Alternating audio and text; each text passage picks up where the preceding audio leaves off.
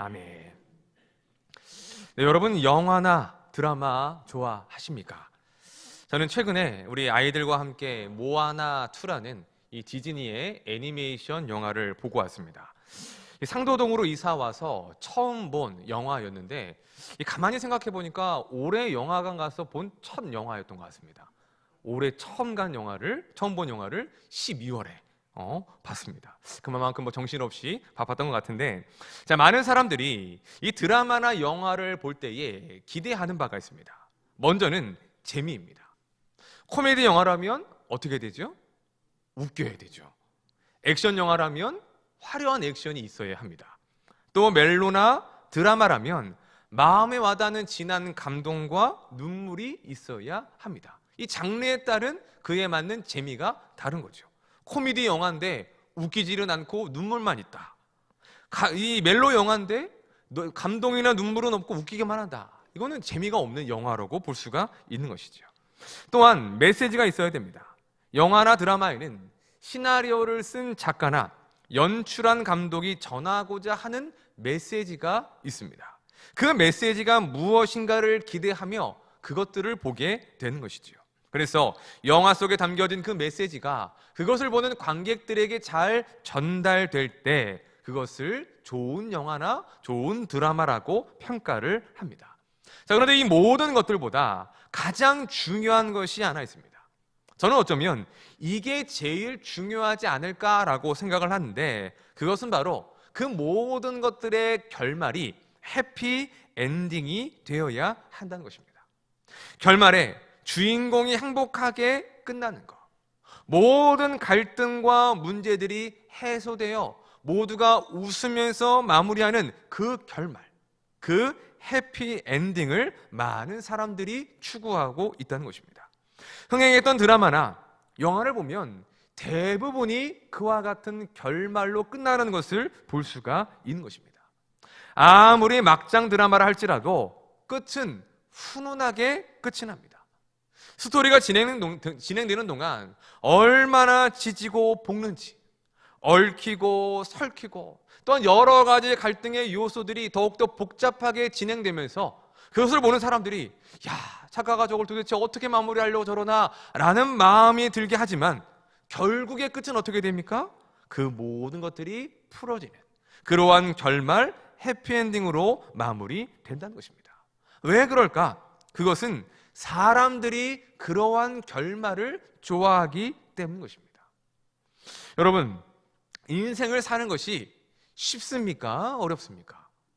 어렵습니다. 인생을 사는 것이 힘이 듭니다. 산다는 것이 쉽지 않고 만만치 않습니다. 그래서 우리와 비슷한 삶의 이야기를 담고 있는 드라마나 영화에서 우리는 매력을 느끼게 되는 것이죠.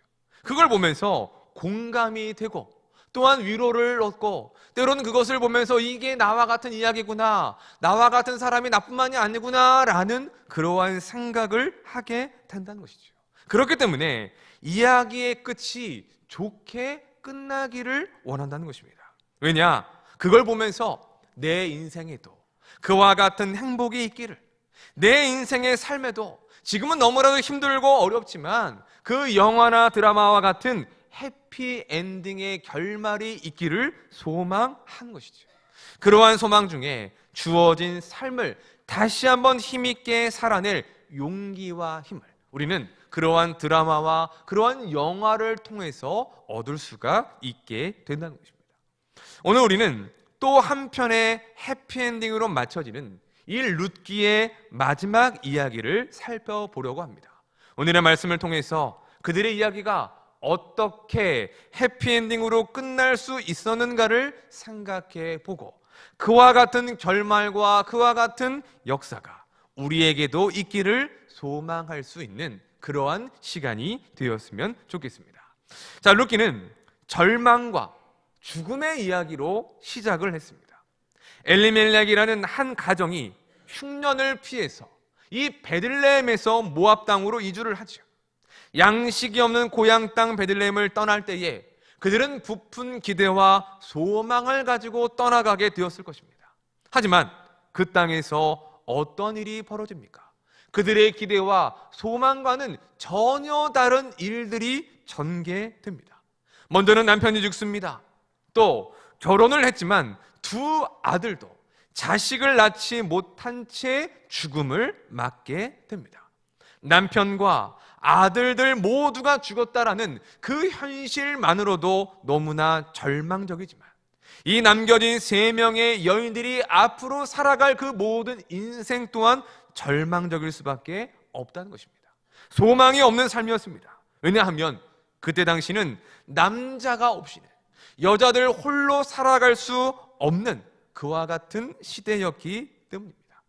숨을 쉬고 살아는 있지만 살아있는 것 같지 않은 상태, 마치 총을 맞아서 가슴이 뻥 뚫린 것 같은 그와 같은 텅 빈 마음, 절망과 낙심, 그것이 바로 나오미의 마음이자 룻기의 시작이었던 것입니다.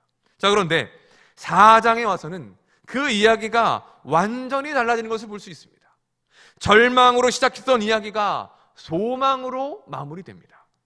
남자들의 사망으로 시작했던 이야기가 한 남자아이의 탄생과 생명으로 마무리됩니다. 원망과 불평이 하나님을 향한 찬송으로 바뀌고 슬픔이 기쁨으로, 눈물이 웃음으로 바뀌어진다는 것이죠. 텅 비었던 나오미의 마음이 풍성하게 채워지는 것으로 마무리되고 있는 것입니다. 자, 오늘 본문은 11절부터 17절까지의 말씀을 우리가 살펴보는데 여기에는 크게 3가지의 내용이 언급되고 있습니다. 첫 번째 내용은 11절부터 12절까지로 장로들과 백성들의 축복입니다. 백성들과 장로들은 보아스와 룻이 이루게 될, 또 그들의 결혼을 축하하며 앞으로 그들의 삶 가운데에 하나님의 역사와 하나님의 은혜가 있기를 마음을 다하여 축복하고 있습니다. 두 번째는 아이의 출생입니다. 13절을 보면 보아스와 룻이 결혼을 하여 아들을 낳게 됩니다. 장로들의 축복과 같이 그들에게 상속자로서의 아들, 새로운 생명이 태어나게 되는 것입니다. 그리고 마지막 3번째 내용은 그러한 일들을 행하신 하나님을 향한 찬송이 나오고 있습니다. 자, 우리 14절과 15절 말씀을 함께 읽어보겠습니다. 시작. 여인들이 나오미에게 이르되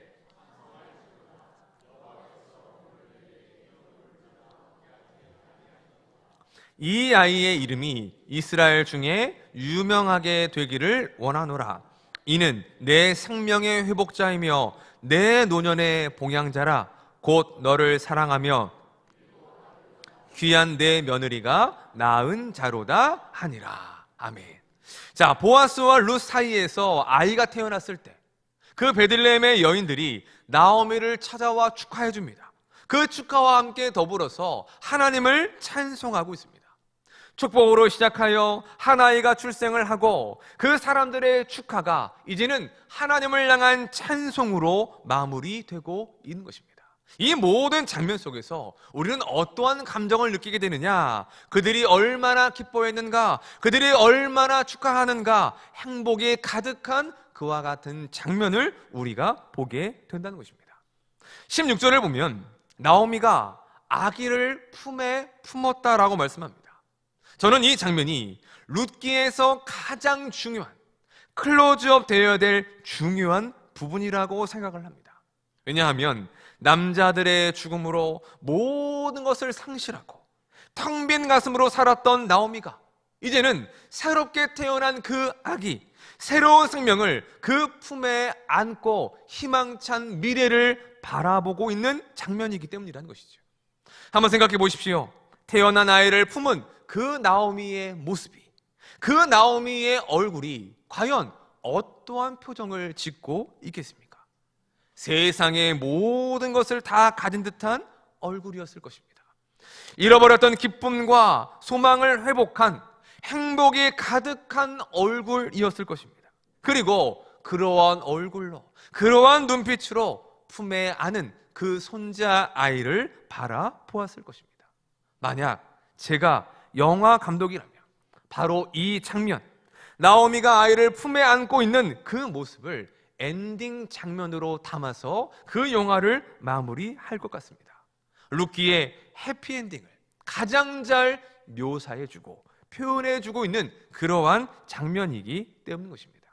자, 그렇다면 우리는 룻기를 마무리하면서 두 가지를 생각해 보아야 합니다. 첫째, 룻과 나오미의 이야기가 어떻게 해피엔딩으로 끝날 수 있었는가 하는 것입니다. 그들이 보았던 그 모든 어려움들, 그들이 겪었던 그 모든 절망과 낙심의 상황이 무엇으로 인하여 어떻게 변해서 그들의 이야기가 이렇게 기쁨과 행복으로 끝날 수 있었던 것입니까? 그 이유는 바로 하나님께서 그들과 함께 계셨기 때문인 것입니다. 하나님께서 룻과 나오미에게 헤세드의 은혜를, 인애와 자비와 긍휼을 베풀어 주셨기 때문인 것입니다. 자, 오늘 본문 속에서 가장 많이 등장하는 표현이 있습니다. 그것은 바로 여호와께서라는 표현입니다. 장로들과 백성들이 축복하는 내용을 보면 그 11절 12절에서 여호와께서라고 말씀하고 있습니다. 룻이 라헬과 레아와 같이 되는 것도, 보아스가 더욱더 유명해지고 유력해지는 것도, 또한 그 가정에 상속자, 새로운 생명을 주시는 것도 여호와 하나님께서 하시는 일이라며 하나님의 이름으로 축복하고 있는 것입니다. 그뿐이 아닙니다. 우리 13절 말씀을 읽어보겠습니다. 13절입니다. 시작. 이에 아내로 삼고 그에게 들어갔더니 그에게 임신하게 하심으로 그가 아들을 낳은지라. 아멘. 자, 13절은 보아스와 룻이 결혼을 하고 아들을 낳는 장면입니다. 자, 그런데 이 장면에 누가 등장하고 있습니까? 여호와 하나님께서 등장하고 있습니다. 그들이 아들을 낳았는데 당연하게 남자와 여자가 결혼을 해서 아들을 낳는 것, 생명을 낳는 것 당연하다라고 여길 수 있는 부분이지만 성경은 명확하게 뭐라고 말씀하고 있습니까? 여호와께서 그에게 임신하게 하심으로라고 말씀하고 있습니다. 즉, 그 생명의 잉태와 그 생명의 출산은 그 둘의 노력으로 이루어진 것이 아니라 전적인 하나님의 역사, 여호와의 일하심이라는 것을 보여주고 있는 것이죠. 그 다음에도 같은 표현이 나옵니다. 여인들이 나오미를 찾아와서 축하하며 하나님을 찬송할 때에 이렇게 찬송합니다. 자, 우리 14절 말씀 읽어보겠습니다. 시작. 여호와께서 오늘 내게 없게 하지 아니하셨도다. 아멘. 여기에서도 누가 등장하십니까? 여호와 하나님이 등장하고 있습니다. 이 모든 것이 가르쳐주는 것이 무엇인 것입니까? 나오미와 룻의 이야기가 그 절망과 낙심과 슬픔의 상황 가운데 이런 기쁨과 행복의 해피 엔딩으로 끝나는 이유가 그들에게 있는 것이 아니라는 것입니다. 그들이 열심히 살아서, 열심으로 수고해서 이 두 부부가 성실하게 살아서 그와 같은 회복과 기쁨을 만들어낸 것이 아니라는 것입니다. 누가 그들에게 그런 일들을 행하셨습니까? 여호와 하나님이시라는 것입니다. 여호와 하나님께서 그들의 삶에 함께 하셔서 그들의 삶 가운데 은혜를 베풀어 주셔서 그들의 모든 인생이 그와 같은 결말을 맞게 되었다라는 것입니다. 그들이 상상하지 못하는 방법으로 기대할 수 없는 상황에서 하나님은 그들에게 그와 같은 은혜와 헤세드를 베풀어 주신 것이지요. 곧 오늘 4장에 등장하는 축복, 기쁨, 찬송, 회복, 이 모든 것들을 여호와 하나님께서 그들을 위하여 일하신 결과이며 그들에게 베풀어 주신 헤세드의 결과라는 것을 성경은 우리에게 말씀해 주고 있는 것입니다. 초반에 말씀드렸듯이 많은 사람들은 자신의 인생이 행복하기를 원합니다. 여러분 어떠십니까? 여러분의 삶이 행복하기를 원하십니까? 불행하기를 원하십니까? 당연한 걸 물어요, 그죠? 기쁨이 있기를 원합니다. 우리의 눈에 눈물 나는 일보다 기뻐하고 우는 일들이 더 많았으면 좋겠습니다. 그런데 우리의 인생은 어떻습니까? 인생을 살며 여러 가지의 문제를 만나고 여러 가지의 예상치 못한 어려움들 속에서 낙심과 슬픔과 좌절을 겪는 것이 우리의 인생이라는 것이죠.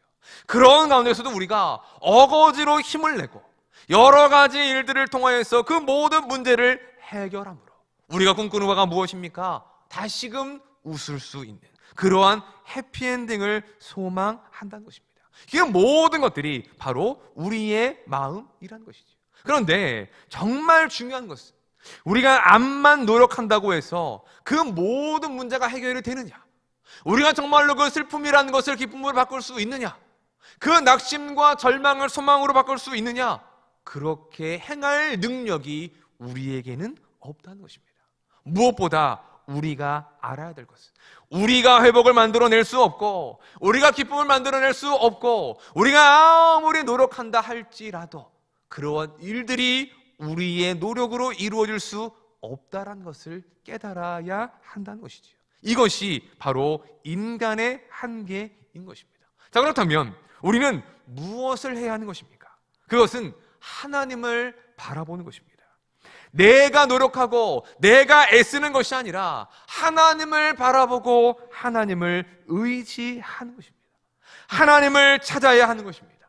하나님께서 우리와 함께하여 주시기를, 하나님께서 그러한 우리의 삶 가운데에 은혜를 베풀어 주시기를, 하나님께서 우리의 삶 가운데에 역사하시고 우리의 삶 가운데에 하나님의 은혜와 긍휼을 베풀어 주시기를 위하여 기도하며 기대하는 것, 바로 그것이 그 행복을 위한, 회복을 위한 우리가 해야 될 일이라는 것이죠. 여러분, 하나님은 어떤 분이십니까?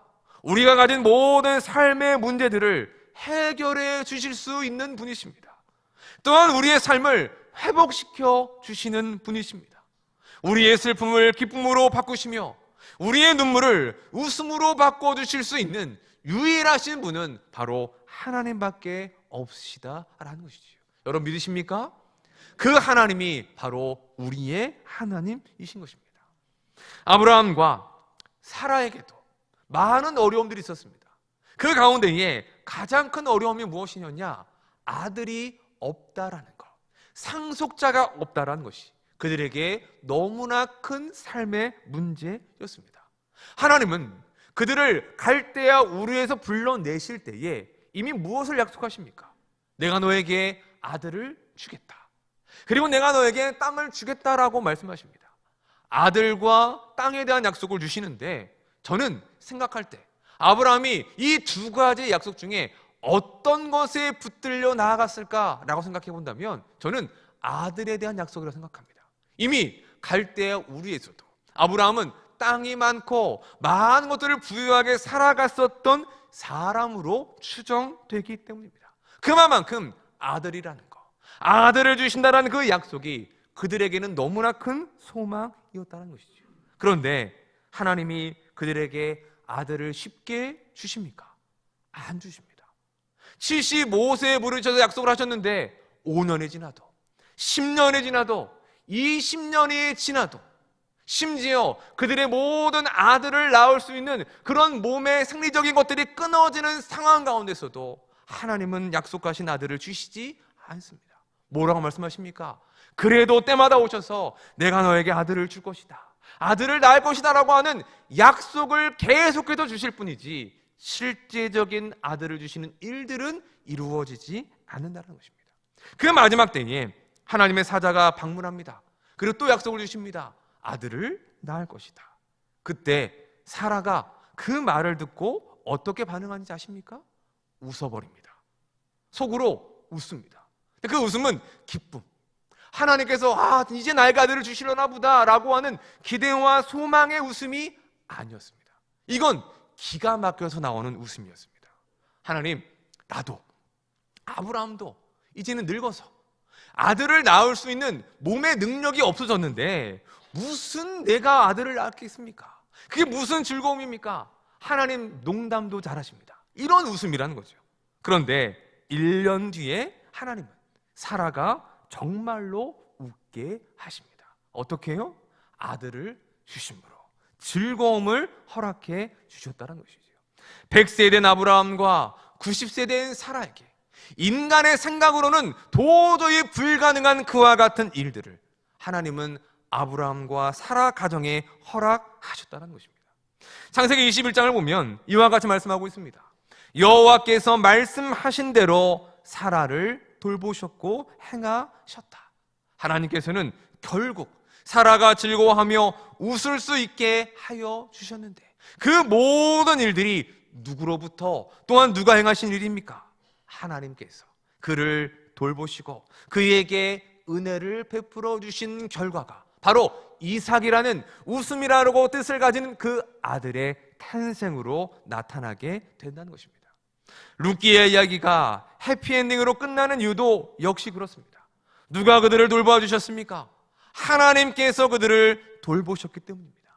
하나님께서 그들에게 헤세드의 은혜를 베풀어 주셨기 때문입니다. 오직 하나님만이 우리의 삶을 행복으로, 우리의 삶을 축복과 기쁨과 찬송의 삶으로 만드실 수 있는 분이라는 것을 오늘 성경이 우리에게 가르쳐 주고 있는 것입니다. 사랑하는 성도 여러분, 우리에게 이 믿음과 은혜가 있기를 주님의 이름으로 축원합니다. 우리의 삶에 그 어떤 문제가 있다 할지라도 하나님은 능히 도우실 수 있는 분이십니다. 해결하시고 회복하실 수 있는 분이십니다. 바라기는 그 하나님만을 바라보고 의지함으로, 슬픔을 기쁨으로, 눈물을 웃음으로 바꾸시고 회복하게 하시는 하나님의 일하심과 하나님의 은혜를 누릴 수 있는 하나님의 사람들이 되시기를 주님의 이름으로 축원합니다. 자, 그러면 두 번째는 하나님은 어떠한 자들에게 헤세드를 베푸시는가 하는 것입니다. 자, 분명 하나님은 하나님의 백성들에게 헤세드를 베푸시는 분이십니다.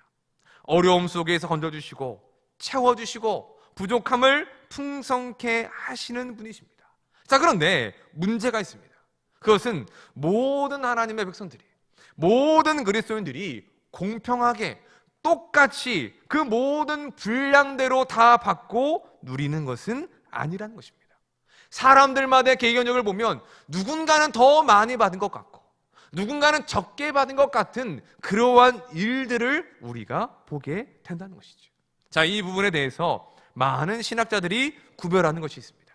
그것은 하나님께서는 예수님을 믿는 모든 이들에게 공평하게 구원의 은혜와 선물을 허락해 주신다는 것입니다. 곧 구원이라는 선물, 구원이라는 하나님의 복은 예수 믿는 모든 이들에게 똑같이 주어지는 헤세드의 은혜라는 것을 말하고 있습니다. 하지만 구원을 제외한 다른 은혜, 즉 다른 복들, 그것은 모두에게 똑같이 주어지지는 않는다는 것이죠. 누군가에는 더 많이 주시고 또한 누군가는 상대적으로 적게 주시는 그러한 일들을 우리 하나님께서 행하신다는 것입니다. 그 원리가 무엇이냐? 쉽게 말하면 심은 대로 거둔다는 것입니다. 우리가 심는 대로 하나님께서 그것을 거두게 하신다는 것이죠. 우리가 헤세드를 심으면 하나님의 헤세드가 우리의 삶에서 거두어지게 된다는 것이죠. 이것이 성경이 말하는 은혜와 복의 원리인 것입니다. 하나님은 하나님께서 주신 그 헤세드를 가지고 우리가 어떻게 살기를 원하십니까? 이웃과 형제들에게 그 헤세드를 베풀고 나누며 살기를 원하십니다. 그것이 하나님의 뜻이라는 것이죠. 그래서 그 뜻대로 살아가는 이들의 삶 가운데에 하나님은 더 크신 헤세드를 베풀고 공급해 주시는 것입니다. 자, 룻기를 보면 등장하는 주인공들 모두가 이러한 헤세드의 삶을 살았음을 보여주고 있습니다. 시어머니 나오미는 며느리였던 룻에게 헤세드를 베풀었습니다. 그 헤세드가 중요한 요인이 되어서 룻이 어떠한 결정을 합니까? 너는 너의 아버지의 집으로 가라. 나는 우리의 집, 우리의 고향 땅으로 갈 테니까 너는 너희의 아버지의 집으로 가서 내 인생을 새롭게 시작하라 라고 하는 나오미의 간곡한 부탁이 있었습니다. 그런데 룻은 어떻게 합니까? 어머니의 하나님이 나의 하나님이 되실 것입니다 라고 고백하며 홀홀 단신으로 그 시어머니를 따라 베들레헴까지 오게 된다는 것이죠. 여러분, 이런 며느리가 도대체 세상 가운데에 어디에 있습니까? 그러면 우리는 이렇게 생각하죠. 룻이 대단하다. 하지만 룻이 대단한 것보다는 그 룻이 그와 같은 마음을 품도록 따라오게 한 시어머니 나오미가 더 대단한 것입니다. 무엇이 이것을 가능하게 한 것입니까? 나오미가 얼마나 며느리였던 룻을 사랑했는지, 얼마나 그에게 헤세드를 베풀었는가를 우리는 확인하게 되는 것입니다. 또 며느리 룻도 시어머니 나오미에게 헤세드를 베풉니다. 생계를 위해, 어머니를 위해 가장 낮은 자리였던 이삭 줍는 자리에서 이삭을 줍고 어머니를 봉양한다는 것이죠. 보아스는 또 어떻습니까? 룻과 나오미에게 헤세드를 베풉니다. 더 많은 이삭을 줍도록 배려해주고 추수가 끝날 때까지 자신의 밭에서 일할 수 있도록 편의를 제공해 주었습니다. 먹을 것을 주었고 마실 것을 공급해 주었으며 그 땅 가운데에서 그들이 발 뻗고 살아갈 수 있도록 그들의 안식처가 되어주는 그와 같은 헤세드를 베풀어 준 것입니다. 하나님은 그러한 그들의 삶을 보신 것이지요. 하나님의 말씀을 따라, 하나님의 뜻을 따라 자신의 삶 가운데에 헤세드를 나누며 베푸는 삶을 보신 것입니다. 그래서 하나님은 그들의 삶 가운데에 더 크신 헤세드의 은혜와 복을 베풀어 주셨다라는 것입니다. 마태복음 25장을 보면 달란트의 비유가 나옵니다. 5달란트 받은 종이 나오고 2달란트 받았던 종이 주인에게 칭찬을 받습니다. 주인이 맡겨준 것을 주인의 뜻대로 잘 사용했다라는 것이죠. 반면 1달란트 받은 종은 어떻습니까? 책망을 받습니다. 그리고 있는 것까지 빼앗기게 됩니다. 주인은 이렇게 책망하며 이렇게 이야기하고 있습니다. 우리 마태복음 25장 29절 말씀 읽어보겠습니다. 시작. 무릇 없는 자는 그 있는 것까지 빼앗기리라. 아멘. 있는 자는 더 받게 될 것이고 없는 자는 있는 것까지 빼앗긴다라고 말씀합니다. 이 말씀만 놓고 보면 이것만큼 불공평한 일이 어디 있겠습니까? 아니 어떻게 있는 자가 더 받고 없는 자가 빼앗깁니까? 없는 자에게 줘야지. 그러면 예수님께서 말씀하시는 이 말씀의 의미가 무엇일까? 무엇이 있고 무엇이 없다는 것일까? 저는 그것이 하나님의 뜻대로의 행함이라고 생각합니다. 하나님의 뜻대로의 행함이 있는 자는 풍족하게 될 것이고 하나님의 뜻대로의 행함이 없는 자는 이미 하나님께로부터 받은 것까지 모든 것을 빼앗기게 된다는 것입니다. 그러면 그 하나님의 뜻은 무엇입니까? 하나님께서 우리에게 주신 달란트, 우리에게 주신 은사, 우리에게 주신 물질, 그 많은 것들을 가지고 하나님을 위하여, 이웃을 위하여 헤세드를 베푸는 삶인 것입니다. 하나님께서 하나님의 백성들에게 은혜와 복을 주실 때에 기대하시는 바가 있습니다. 그것은 너만 잘 먹고 너만 잘 살아라가 아닙니다. 받은 은혜와 복으로 하나님을 위하여 살아라. 삶 속에서 하나님께서 받은 그 은혜와 복을 다른 이들을 향하여 흘러가게 하는 복의 통로가 되라는 것입니다.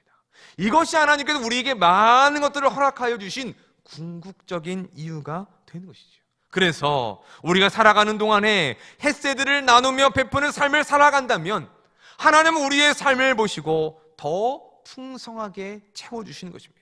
하지만 우리가 그렇지 못할 경우에 나만을 위해 살아가고 나만을 위해 그것을 사용한다면 하나님의 은혜가 막히는 것은 물론이거니와 이미 우리에게 주어진 것까지도 하나님이 빼앗아 가실 수 있다라는 그러한 무서운 경고를 하고 있는 것입니다. 신앙생활 하면서 이러한 질문과 이러한 불만을 가진 분들을 심심치 않게 보게 됩니다. 왜 하나님은 다른 사람들에게는 다 주시는데 왜 저에게만 은혜와 복을 주시지 않을까요?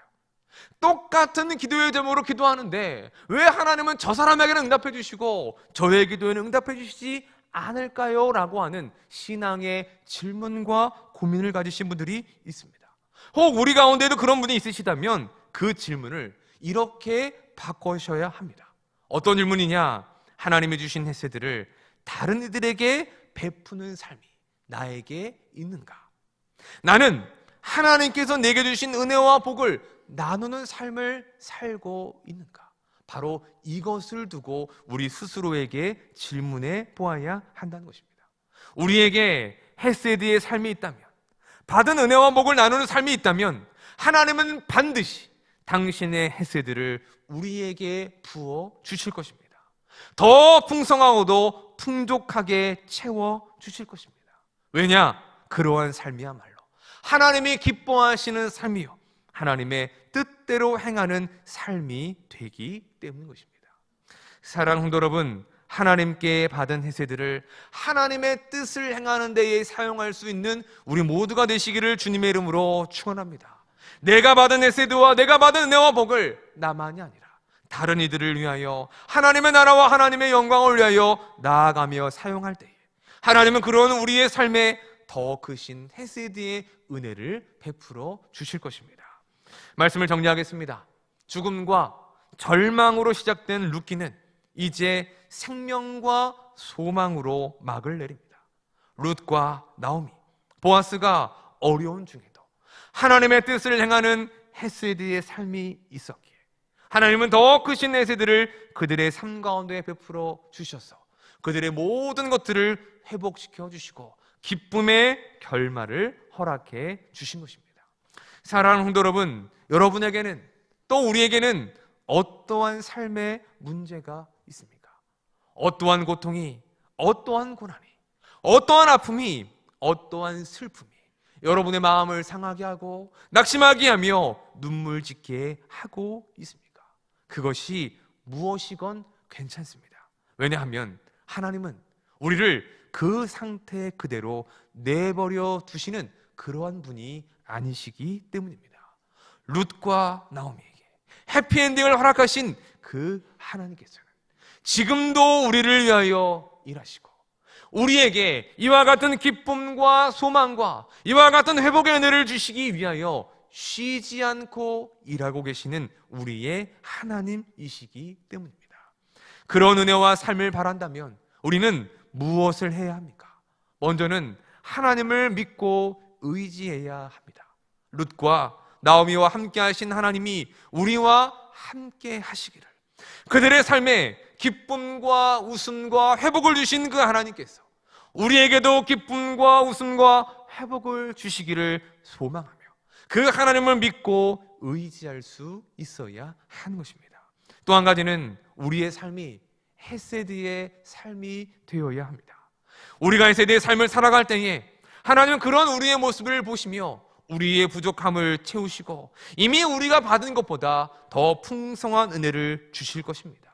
기쁨과 찬송을 충만하게 채워주셔서 더욱더 우리의 삶을 하나님과 동행하며 함께하는 행복한 삶으로 이끌어 주실 줄로 믿습니다. 바라기는 우리 모두가 이 믿음과 소망 가운데에 하나님의 헤세드를 기대하며 우리에게 주어진 삶의 자리에서 헤세드의 삶을 살아갈 수 있는, 하나님 주시는 기쁨과 소망과 회복의 은혜를 날마다 누리어가는 복된 주의 백성들이 되시기를 주님의 이름으로 간절히 축원합니다.